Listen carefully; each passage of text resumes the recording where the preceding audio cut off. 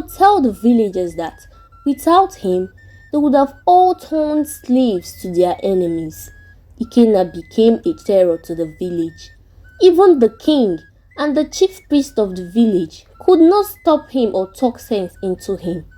Ikena's friend Uche tried talking sense into him, but he belittled him and called him a strengthless warrior. Uche was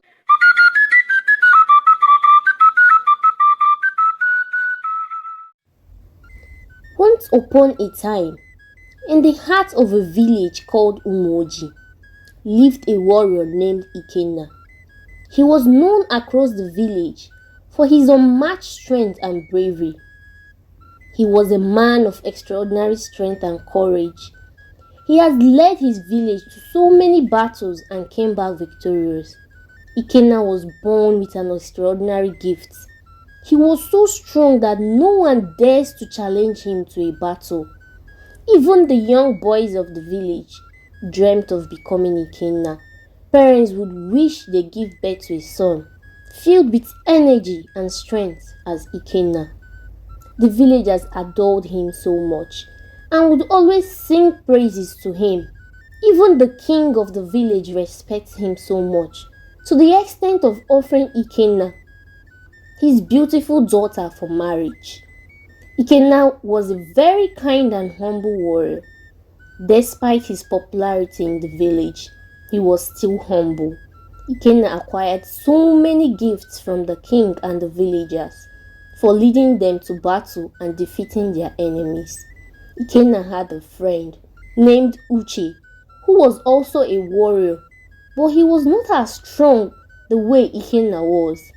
Ikena and Uche were very good friends. They went for battles together and sometimes go for hunting together. Ikena's popularity kept on spreading like wildfire as he kept on going for battles and conquering his enemies. This continued for so many years until gradually Ikena started growing pride. He began to view others as beneath him and unworthy of his time. He dismissed the advice of the king and elders, belittled the efforts of his fellow warriors. Ikena would go around the village, causing trouble, collecting properties that does not belong to him. He would tell the villagers that without him, they would have all turned slaves to their enemies. Ikena became a terror to the village. Even the king and the chief priest of the village could not stop him or talk sense into him. Ikena's friend Uche tried talking sense into him, but he belittled him and called him a strengthless warrior. Uche was unhappy about his friend's sudden change of behavior. He advised him to change his ways if he doesn't want the wrath of the gods of their village to consume him. Ikena's pride and arrogance continued for some time. One day, he visited Uche, his friend, to tell him he has finally made a decision. Uche was very happy to hear Ikena saying he has made a decision about himself. He thought it was a good decision until Ikena spilled out the reason he visited him. Ikena told Uche that he has decided to prove his superiority by moving a sacred stone, a stone that the villagers believed was placed by the gods of their land that brings them good fortune. Uche was shocked to hear Ikena say such a thing. He called out his name 3 times. Ikena, Ikena, Ikena. How many times did I call your name? Look at my armpits. There are no hairs on it. I am not in support of you going this far in committing an abomination in our land. How can you say you are greater than the gods of our land?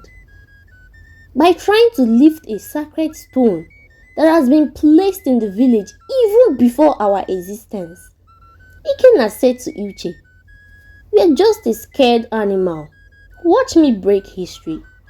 As Ikena was about leaving, Uche turned to him and let out an adage in their dialect saying, "Ihe onye metara ya buru," meaning one shall reap the seed they sow. Ikena angrily stormed out of the house of Uche He went around the village boasting to the villagers that he would lift the sacred stone. Soon, words reached the ears of the chief priest of Umoji village. He went to Ikena's house and warned him not to try anything stupid. But Ikena never listened. In fact, Ikena went to the village town crier to tell him to make an announcement that he would be lifting the stone on the next market day. Ikena trained himself day and night, preparing for the day he would be lifting the sacred stone. Soon the due day came. All the villagers, they gathered at the village square. Even the young and the old came to witness Ikena lift the sacred stone. Ikena then arrived at the village square as promised to lift the sacred stone. He kept on showering praises on himself. I am the great warrior that goes for a battle and never lose. Who can challenge me? Nobody. Not even the gods of our land can stop me. He then proceeded to lifting the sacred stone. At this point, everywhere was filled with silence. Everyone was curious to see him perform his magic by lifting the sacred stone. Every gaze was on him. Ikena attempted to lift the stone, but to no avail. He tried and tried, but the stone remained unmoved. At this point, his strength was beginning to fail him. Soon the sky began to darken and thunder struck Ikena, making him go blind and crippled instantly.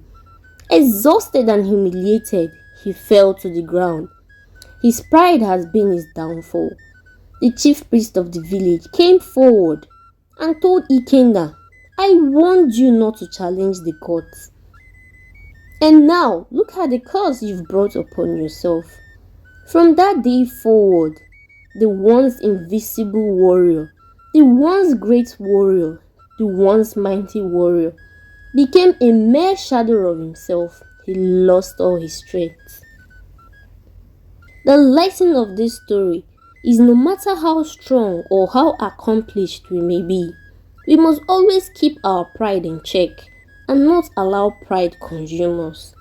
Remember, the sun shines brightest not on the one who stands tall in arrogance, but on the one who bows in humility. Thanks for watching. Please remember to like our videos and subscribe. Thanks for stopping by. Bye.